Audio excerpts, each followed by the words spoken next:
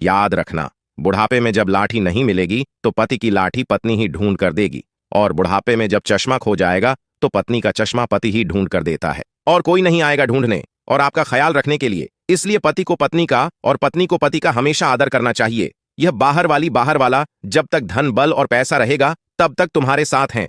अंत में एक दूजे का साथ तुम दोनों को ही देना है। बुढ़ापे में व्यक्ति पराधीन हो जाता है, एक एक कर सब चीजें उसके हाथ से निकल जाती हैं। ऐसी स्थिति में स्वाभाविक है कि व्यक्ति चिड़चिड़ा हो सकता है, गुस्सैल स्वभाव का हो सकता है। बहू बेटे नाती पोतों की अपनी अपनी दुनिया होती है, सबकी जरूरतें अपनी अपनी होती हैं, कोई किसी की नहीं सुनता, सबकी अपनी अपनी अलग दुनिया हो जाती है। ऐसी स्थिति में कैसे हम सुखपूर्वक अपनी वृद्धावस्था को बिताएं, यही हम आज इस कहानी के माध्यम से बताने जा रहे हैं। मित्रों, एक आदमी ऐसा ही ग्रस्त था। उसके अंदर बहुत चिड़चिड़ापन था। वह बात बात में नाराज हो जाता था। जब भी उसकी पत्नी समझाती कि इस उम्र में इतनी गुस्सा ठीक नहीं है, लेकिन वह मानता ही नहीं था। जरा सी मिर्च तेज हो जाए तो थाली फेंक कर मारे, जरा सा नमक ज्यादा हो जाए तो थाली फेंक दे। बड़ा गुस्सा उसके अंदर था। इस व्यवहार से उसका पूरा घर परेशान था। पूरे घर में क्लेश रोज रोज बना रहता था। इसी बात का झगड़ा घर के सब लोग कबीरपंथी थे, कबीर दास जी के अनुयायी और उनके सत्संगी थे। कबीर दास जी के सत्संग में जाते थे। किसी ने कहा कि इनको भी ले जाया करो, सत्संग में हो सकता है कि उनकी बात सुनकर या मानकर इनका व्यवहार बदल जाएगा। घर वालों ने कहा, बात ठीक है। घर वालों के बात समझ में आ गई। कहाँ इनको भी बाबा कबीर के पास ले चलते हैं, उनको संवाद बताएंगे, शायद कुछ हल निकल आएगा। रोज रोज की किचकिच से किसी तरह तो मुक्ति मिले, किसी तरह तो घर में क्लेश खत्म हो जाए और शांति आए। मित्रों, फिर एक दिन घर वाले किसी तरह उसे मनाकर उस वृद्ध आदमी को भावार्थ कबीर दास जी के पास ले गए। लेकिन संत तो बिना बताए सब समझ लेते हैं। जब वह कबीर दास जी के पास पहुंचे तो उन्होंने समझ लिया कि यह लोग क्यों उनके पास आए हैं। कबीर दास जी ने देखते ही जान लिया कि घर में अशांति है, इसलिए घर में सुख चैन की तलाश में यह हमारे पास आए हैं। और उन्होंने यह भी जान लिया कि घर में अशांति का कारण क्या है। यह ग्रस्त परिवार जब पहुंचा तो दोपहर का वक्त था। सब पहुंचे और कबीर दास जी को प्रणाम किया और वहीं पर बैठ गए। उनके सामने ही आसन पर कबीर दास जी, बुढ़ापे में पति पत्नी को यह दो चीज सुख देती है। पति पत्नी वीडियो को पूरा जरूर देखें। इस वीडियो में पति पत्नी के संबंध में बहुत ही मुख्य बातें छिपी हुई हैं। ये दो बातें किसी और को नहीं पता होगी, ना किसी से आपने सुनी होगी। मित्रों, मुख्य रूप से जीवन में 3 अवस्थाएं होती हैं। नंबर 1 बचपन, नंबर 2 जवानी, नंबर 3 बुढ़ापा। कहा गया है कि जवानी को देख देख व्यर्थ ही ग्रभावे हैं, बुढ़ापा और मौत बंदे सभी को ही आवे हैं। मित्रों, बुढ़ापा और मृत्यु सत्य है। सभी पर बुढ़ापा भी आता है और सभी की मृत्यु भी आनी है। यह अटल सत्य है, इसको कोई झुठला नहीं सकता। दोस्तों, बुढ़ापा भी सबको नसीब नहीं होता, बड़े भाग्यशाली को मिलता है। और जो बुढ़ापे में भी सुखी और आनंद से रहते हैं, ऐसे लोग और बड़े भाग्यशाली होते हैं। बुढ़ापे की अवस्था एक ऐसी अवस्था है जिसमें बहुत सारे परिवर्तन दिखाई देते हैं। कुछ लोग जो पहले से योजना बनाकर चलते हैं, उन्हें बुढ़ापे में कोई कष्ट नहीं होता, और जो कोई योजना नहीं बनाते, उनके लिए जीवन के इस पड़ाव पर बहुत सी दिक्कतों का सामना करना पड़ता है। मित्रों, आज हम इस वीडियो में बुढ़ापे में सुखी रहने के कुछ मूल मंत्र एक सुंदर सी कथा के माध्यम से बताएंगे। आज हम इस वीडियो में बताएंगे कि कौन सी 2 चीजें छोड़कर और 3 चीजें अपनाकर आप बुढ़ापे में सुखी रह सकते हैं। अगर आप इन बातों का पालन करेंगे तो निश्चित ही आपका बुढ़ापा मस्त और आनंदित होकर बीतेगा। यह जानकारी हम सभी के लिए बहुत ही उपयोगी है। आज आप जवान हैं तो आज ना सही, लेकिन जब आपका बुढ़ापा आएगा तो यह बातें आपके ही काम आएंगे। हमें भी इस मुकाम पर पहुंचना है, अतः यह वीडियो बहुत महत्वपूर्ण और ज्ञानवर्धक होने वाला है। नमस्कार मित्रों, आप सभी लोगों से निवेदन है कि इस कथा को और कहानी को सुनने से पहले कमेंट बॉक्स में हर हर महादेव लिखकर वीडियो को लाइक करके चैनल को सब्सक्राइब करके बेल आइकन ऑल पर प्रेस कर लीजिए, जिससे आप सभी लोगों को हमारा वीडियो सबसे पहले मिले और आप सभी लोग प्राचीन कथाओं और कहानियों से जुड़े रहें। मित्रों, आपने देखा होगा कि बुढ़ापे में बहुत सारे परिवर्तन आते हैं। हमारी सारी कर्म इंद्रियां, ज्ञान इंद्रियां साथ छोड़ जाती हैं। हाथ पांव काम करना बंद कर देते हैं। आंखों से कम दिखाई देने लगता है, कानों से सुनाई भी कम देता है, ऊंचा सुनाई देने लग जाता है। जीभ में स्वाद कणिकाएं नष्ट हो जाती हैं, किसी चीज में स्वाद नहीं आता। दांत भी साथ छोड़ जाते हैं, जिससे बहुत सी चीजों पर मन मचलता है लेकिन नहीं खा सकते। दांत है ही नहीं, स्मृति क्षीण हो जाती है, मतलब याददाश्त कम हो जाती है। शरीर के अंदरूनी अंग भी ठीक से काम नहीं करते। घर में बच्चे स्वयं निर्णय लेने की स्थिति में आ जाते हैं, तो घर में भी बुजुर्गों का महत्व पहले जैसा नहीं रहता। चेहरे पर झुर्रियां आ जाती हैं और खाल सिकुड़ जाती है, कमर झुक जाती है। कभी कभी तो ऐसा देखने में आता है कि घर में बेटों की बहुएं आ जाती हैं तो बुजुर्गों की चारपाई भी घर से बाहर हो जाती है। मित्रों, मन में विचार करो, ऐसी स्थिति में रहकर बुजुर्ग क्या सोचता होगा कि जिस घर को मैंने इतनी मेहनत और लगन से पाई पाई जोड़कर बनाया था, आज वही मुझसे छीन लिया गया। सोचो, कितना कष्ट होता होगा उसे। जब वह घर का बुजुर्ग रोटी पानी मांगता है तो बच्चे सुनते ही नहीं है, फिर उसे गुस्सा आता है, गाली देता है। सबसे बड़ा कष्टकारी जीवन तो तब हो जाता है जब पति या पत्नी में से कोई एक बिछड़ जाता है, फिर उसका ख्याल रखने वाला, उसकी भावना समझने वाला कोई नहीं रहता। सोचो तब वह कितना अकेला और दुखी महसूस करता होगा। लेकिन दोस्तों, यह कहानी सबकी नहीं है, सबके साथ ऐसा नहीं होता। कुछ लोग अपनी वृद्धावस्था को बड़े सुख और आराम से व्यतीत करते हैं। ऐसे लोग क्या योजना बनाते हैं, यही हम बताने जा रहे हैं मित्रों। आप लोग याद रखना, पुरुष के जीवन में सबसे अच्छा कोई दोस्त हो सकता है तो वह उसकी पत्नी ही होती है, और एक स्त्री का सबसे सच्चा और अच्छा दोस्त कोई हो सकता है तो वह उसका पति ही हो सकता है। कहा जाता है कि जीवन के इस मोड़ पर आकर वृद्धावस्था में पति और पत्नी भाई बहन जैसे हो जाते हैं। इतने लंबे समय तक एक दूजे के साथ रहते हुए वह एक दूसरे का रूप हो जाते हैं। दोनों एक दूसरे को समझ जाते हैं, बिना कहे सुने भी एक दूसरे की इच्छा और आवश्यकता समझ जाते हैं।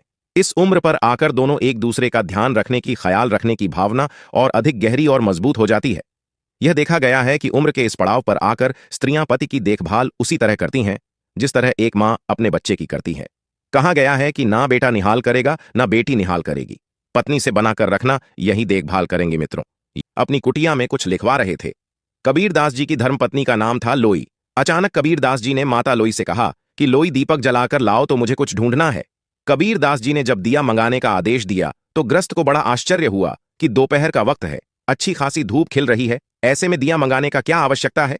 अब वह ग्रस्त परिवार सोचे कि महात्मा या तो मूर्ख है या फिर पागल है। भला सूरज की अच्छी खासी रोशनी है और यह दीपक मंगा रहा है, यह तो अजीब महात्मा है। सभी लोग मन ही मन ऐसा सोच रहे थे। तब तक माता लोई जलता हुआ दीपक लेकर हाजिर हो गई। उन्होंने चुपचाप दीपक दिया और अंदर चली गई। फिर सभी ने सोचा कि इनकी पत्नी भी क्या खूब है। विचार करता है कि इसने तो यह भी नहीं पूछा कि पागल हो गए हो, क्या दिन है, दोपहर का वक्त है, अच्छी खासी धूप खिलखिला रही है, फिर भी दीपक क्यों मंगाया। वह बड़ा आश्चर्यचकित होकर सोचने लगा कि मैं कहां आ गया। पागलों की दृष्टि में यह महात्मा तो सचमुच पागल है, यह महात्मा तो पागल ही है। सबसे बड़ी पागल और मूर्ख इसकी पत्नी भी है। ये पागल मेरे घर में शांति लाएंगे, ये मेरे घर के क्लेश खत्म करेंगे, ये मेरा बुढ़ापा ठीक करेंगे। उसके मन में सवाल ही सवाल बार बार गूंज रहा था, लेकिन उसने कुछ कहा नहीं। जला फुका सा गुस्से में बैठा रहा। बाबा कबीरदास जी ने उसके मन की बात समझ ली कि यह गुस्से से तिलमिला रहा है और हमें पागल समझ रहा है। उन्होंने यह भी जान लिया कि गुस्सा इसे इसलिए आ रहा है कि लोई ने एक भी सवाल क्यों नहीं पूछा, इस बेवकूफी के लिए हमसे लड़ी क्यों नहीं। बाबा कबीर समझ तो सब गए थे, लेकिन बेपरवाह होकर दीपक की रोशनी में लिखते रहे।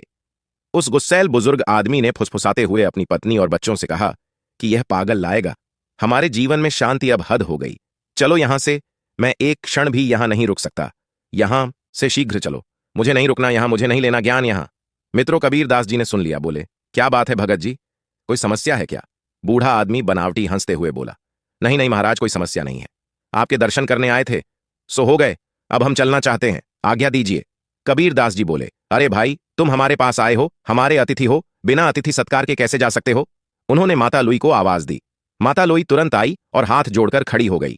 कबीरदास जी ने कहा कि यह भक्त जी थोड़ा जल्दी में है, जाना चाहते हैं, जल्दी से 2 गिलास दूध लेकर आओ। ग्रस्त ने मना किया, अरे नहीं महाराज, हम घर से भोजन करके आए हैं, दूध की कोई आवश्यकता नहीं है। लेकिन कबीरदास जी ने कहा कि आप हमारी कुटिया में पहली बार आए हैं, बिना आतिथ्य सत्कार के कैसे जा सकते हो। बूढ़ा आदमी चुप हो गया, बिना कुछ कहे बिना कुछ पूछे अंदर गई और 2 गिलास दूध लेकर वापस आ गई। बाबा कबीरदास जी ने 1 गिलास दूध उस बूढ़े आदमी को दिया और 1 गिलास स्वयं ले लिया। बाकी लोग वहीं पर चुपचाप बैठे रहे। अब जैसे ही उस ग्रस्त बूढ़े आदमी ने दूध में घूंट मारा, दूध इतना नमकीन और कड़वा जहर कि उसका उल्टी करने का मन हुआ। दूध में नमक ही नमक लग रहा था। उसका मन हुआ कि दूध को फेंक कर मारो इस महात्मा के सिर में। उसका तो रोज का यही काम था, कभी मिर्च ज्यादा दिखे तो थाली फेंक देता, कभी नमक ज्यादा हुआ तो थाली फेंक देता। अब उसने कबीरदास जी को गुस्से से देखा। कबीरदास जी तो बड़े सहज भाव से दूध पी रहे थे, उनके चेहरे पर ऐसे कोई भाव नहीं था। उस बुजुर्ग आदमी का तन जल गया। कहां कुछ नहीं, लेकिन वह मन ही मन कहा कि आज मेरा यह बालक मुझे यहां पर तो बुला लाया है, पर यह संत है, यह तो सचमुच कोई पागल इंसान है, हद हो गई। फिर गिलास वहीं पर रख दिया और बाबा कबीरदास जी बोला, महाराज अब आज्ञा मिले, हम चलते हैं। कबीरदास जी ने कहा, शायद तुम कोई समस्या लेकर आए थे, तुमने अपने आने का कारण तो बताया ही नहीं है, ऐसे कैसे जा सकते हो। कोई समस्या हो तो बताओ, शायद हम कोई हल निकाल सके। फिर बूढ़ा आदमी बोला, हे महाराज छोड़िए, आप क्या ही हल निकालेंगे, आए तो थे हम समस्या ही लेकर, लेकिन अब जा रहे हैं, हमने सब देख लिया, तुम्हारे बस की बात नहीं है। कबीरदास जी ने कहा, अरे जब समस्या लेकर आए थे तो बताने में क्या हर्ज है, आखिर बताओ तो समस्या क्या थी, हो सकता है कुछ समाधान निकल आए। बूढ़ा आदमी ने कहा कि चलो, पूछते हो तो बता ही देता हूं। वैसे मुझे लगता नहीं कि तुम्हारे पास कोई हल होगा मेरी समस्या का। जब कबीरदास जी ने बार बार पूछा तो उस बूढ़े आदमी ने कहा कि सुनो, मेरे घर में कोई मेरी इज्जत नहीं करता, सब मुझे ही अदृष्टवान था। घर में बड़ी क्लेश और अशांति है। मैं अपने घर में शांति और समृद्धि चाहता हूं, इसलिए आपके पास आया था। लेकिन आपकी मूर्खता देखकर मुझे पक्का विश्वास हो गया कि आपके पास मेरी समस्या का कोई हल नहीं हो सकता। मेरे घर में शांति लाने के लिए आप कुछ भी नहीं कर सकते हो। कबीरदास जी मुस्कुराए और बोले, हम जानते हैं तुम्हारे घर में अशांति और क्लेश रहने का क्या कारण है, और हमने तुम्हें हल भी बता दिया है, लेकिन शायद अभी तुम समझ नहीं पाए हो। जब कबीरदास जी ने ऐसा कहा तो वह बूढ़ा आदमी बोला, वाह, कमाल की बात है, आपने हल भी बता दिया, लेकिन जब से हम आए हैं तब से आपने तो एक शब्द तक नहीं कहा। पर कैसे बता दिया महाराज? कबीरदास जी ने कहा, सुनो, याद करो, जब तुम आए थे तब मैं तुम्हारे सामने ही अपनी पत्नी से जलता हुआ दीपक मंगाया था कि नहीं? उसने कहा, हां मंगाया था। तो कबीरदास जी कहते हैं कि हमारी पत्नी ने तुरंत हमारी आज्ञा का पालन किया और बिना कुछ पूछे बिना कुछ कहे हमारी आज्ञा का पालन करते हुए जलता हुआ दीपक लेकर आई। उन्होंने यह तक नहीं पूछा कि दोपहर है, ऐसे में दीपक की क्या जरूरत है। उन्होंने वही किया जो हमने कहा, कोई सवाल तो नहीं किया, कोई टोंक झोंक तो नहीं किया। वृद्ध आदमी बोला, हां, इसी का तो मुझे ताज्जुब है। कबीरदास जी ने आगे कहा, उसके बाद फिर हमने दूध मंगाया। हम जानते हैं हमारी पत्नी ने शक्कर के स्थान पर दूध में बहुत सारा नमक डाल दिया था। दूध बहुत कड़वा था, इतना कड़वा कि तुमसे भी पिया नहीं गया, और आपने देखा हम उसी कड़वे दूध को चुपचाप पी गए। पता है क्यों? क्योंकि जब हमारी पत्नी ने हमसे दीपक के बारे में कुछ नहीं पूछा तो हमारा भी कोई अधिकार नहीं बनता। कोई सवाल जवाब नहीं किया तो हम भी कैसे कोई सवाल जवाब कर सकते थे? दीपक लाना, हमारी आज का पालन करना ही अपना धर्म समझा, तो हम कैसे पूछ सकते थे कि दूध कड़वा क्यों है? हमने भी अपना धर्म समझा और दूध पी लिया। जिस तरह उन्होंने कोई प्रतिकार नहीं किया उसी तरह हमने भी कोई प्रतिकार नहीं किया। इससे क्या समझे? इससे यह सिद्ध होता है कि पति और पत्नी दोनों को सामंजस्य स्थापित होना चाहिए और एक दूसरे की बात माननी चाहिए, एक दूसरे की बात का सम्मान रखना चाहिए, दोनों को प्रेम और विश्वास से रहना चाहिए। मुझे पता है ऐसा तुम नहीं करते हो बाबा। कबीरदास जी ने कहा कि तुम ध्यान रखो, गलती सबसे हो जाती है। आज गलती से दूध में शक्कर के स्थान पर नमक पड़ गया तो हमने स्वीकार किया, चुपचाप बिना कुछ पूछे बिना कुछ कहे पी लिया। तुम्हारे घर में अशांति का कारण यही है। तुम दो चीजों से बहुत परेशान हो और उसी के कारण तुम्हारे घर में अशांति है, क्लेश है। फिर आगे बाबा कबीरदास जी कहते हैं कि बुढ़ापे में जो इन दो चीजों को त्याग देता है वही सुखी रहता है। बाबा कबीर ने बताया कि ये दो चीजें हैं, स्वाद और गाली। बुढ़ापे में सुखी रहने के लिए जरूरी है कि हम स्वाद और गाली को छोड़ दें, तो घर में शांति रहेगी, बुढ़ापा सुख से कटेगा। हमें समझना चाहिए कि घर में जो महिला भोजन बनाती है कितने भाव से और मन से और परिश्रम से भोजन पकाती हैं। गर्मी हो जाड़ा हो, जो भी परिस्थिति हो, उस समय पर बड़े भाव से भोजन पकाती हैं और हमें खिलाती हैं। कहते हैं कि राग रसोई बागड़ी कभी कभी बन जाए, कभी गलती से हो सकता है कि नमक ज्यादा हो जाए, मिर्च ज्यादा पड़ जाए, तो क्या हमें उस भोजन को, उस अन्न को फेंक देना चाहिए? बिल्कुल नहीं। हमें यह समझना चाहिए कि जिस स्त्री ने, तुम्हारी पत्नी ने या तुम्हारी पुत्र वधू ने या तुम्हारी बहू ने इतने परिश्रम और भाव से भोजन बनाया है तो हमारा धर्म है उसको स्वीकार करें। और गलती से नमक मिर्ची ज्यादा हो गई हो तो भी कोई बात नहीं करना चाहिए। हमें उसकी प्रशंसा करते हुए भोजन ग्रहण करना चाहिए और उसे प्रेम शब्दों से समझना चाहिए, न कि उसे गाली देकर उसके दिलों में हताश पहुंचाना चाहिए। अगर हम ऐसा करते हैं तो दूसरे दिन वह और मन से भाव से भोजन बनाएगी, और यदि हम ऐसे में थाली जमीन पर फेंक कर मारते हैं तो सोचो उसके दिल पर क्या बीतेगी। क्या उसके मन में तुम्हारे लिए कोई सम्मान बचेगा? फिर आगे कबीरदास जी कहते हैं, हरगिज नहीं, यहां उस स्त्री का और अन्न का, दोनों का अपमान होगा। हमें यह अपमान कदापि नहीं करना चाहिए। जहां भोजन और स्त्री का अपमान होता है उस घर से लक्ष्मी, शांति, समृद्धि पलायन कर जाती है। अतः भूल कर भी ऐसा नहीं करना चाहिए। भावार्थ कबीरदास जी कहते हैं कि इसलिए बुढ़ापे में हमें ये दो चीजें त्याग देनी चाहिए, पहले स्वाद, दूसरा गाली देना। जैसा भी मिले भगवान का भोग समझकर ग्रहण करना चाहिए, तो बुढ़ापे में कोई कष्ट नहीं होगा। स्वाद और गाली दोनों ही बुढ़ापे में दुखदायी होते हैं। अब उस बूढ़े आदमी के परिवार को और खास तौर से उस बूढ़े आदमी को पूरी बात समझ आई कि मेरे घर में अशांति क्यों बनी हुई है। उसने दोनों हाथ जोड़ लिए और कबीरदास जी से क्षमा मांगी। कहा कि मैंने अबोधवश पता नहीं क्या क्या सोचा आपके बारे में। मैंने जो अनुचित वचन कहे हैं, आप मुझे उदारता और विशालता दिखाते हुए क्षमा करने की कृपा करें। आज से मैं हरगिज ऐसा नहीं करूंगा। कबीरदास जी ने उसको क्षमा कर दिया और कहा कि आज संकल्प लो कि स्वाद और गाली को यहीं छोड़कर जाओगे बाबा।